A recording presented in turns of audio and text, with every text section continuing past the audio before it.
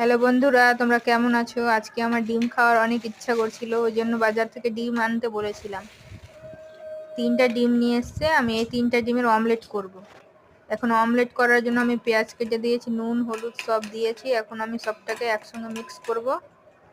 Mix করার পরে আমি এখন ডিমটা তাওয়াতে দিব।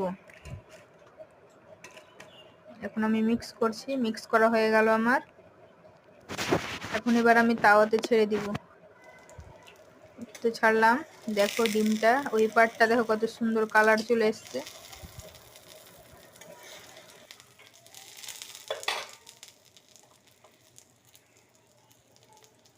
ডিম খেতে আমার খুব ভালো লাগে, ডিমের বিশেষ করে অমলেটটা খুব সুন্দর লাগে খেতে। তোমাদেরকে কেমন লাগে বলো। এই পাটটা আমি লাল করে ভেজে নিয়েছি, এই যে দেখেন কত সুন্দরভাবে লাল হয়েছে।